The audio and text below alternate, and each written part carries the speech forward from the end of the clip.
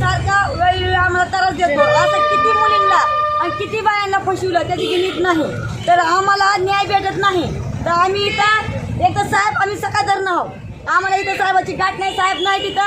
एक तर आम्हाला न्याय भेटला पाहिजे, नाहीतर आम्ही इथं सरळ पेट्रोल टाकून आम्ही जळून मारणार इथं. आम्हाला न्यायच भेटेल ना. 3 वर्ष झाले माझ्या बहिणीला त्रास देतो, ही करतोय,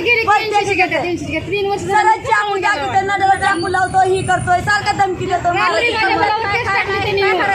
माझ्या बहिणीला ड्युटी करू देत नाही, नोकरीला जाऊ देत नाही, काही करू देत नाही. दुसरी पोरगी आणली कुठली तरी. रात्री माझं घर इथं बायपासला आहे, ती आहे पोरीची कुठली पोरगी आहे त्या पोरीची त्या बाईची केस माझ्या मुलावर टाकली. त्याला सवय आहे दुसऱ्या 376 केस करायची इच्छा. चांगल्या बाया पोरी बघायच्या, पैसे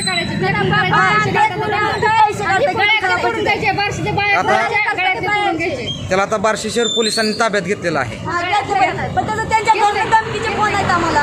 कुणाचे? त्यांच्या घरचे धमकीचे फोन आहेत. जीवन मारतो, हे करतो. आमचे पोलीस काय करत नाहीत. पोलीस माझं काही पण वाकडं करत नाहीत. मी असं किती बार आलो सुटून माझं पण वाकडं करत नाही. धमकी दाखवतं ना ते. काय असं म्हणतोय आम्हाला किती रात्री घरी आमच्या कोणच नव्हतं. आमची चुलती एकटीच राहते तिथं. तिचं पिशवी काढलेलं ऑपरेशन झालेलं आहे मोठं. आम्हाला आमच्या बंधूमध्ये भाऊ माझ्या नोकरीला आहे. तर आता तुमची मुख्य मागणी काय आहे आणि तुमचा पुढचा पवित्रा काय असेल?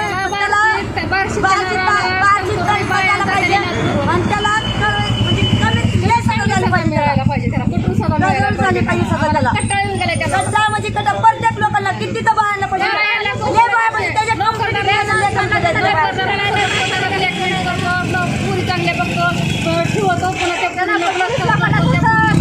पैशाची मागणी करतोय, नावाने करून घेतात, जीव लेकरं मारतो, पोरं मारून टाकतो. माझं एखादं लेकरू मारतो, तुमच्या कंप्लेंट करतो, पोलिस माझं काय करत नाही ते वाकडं. सरळ धमकी दाखवतोय ते आम्हाला.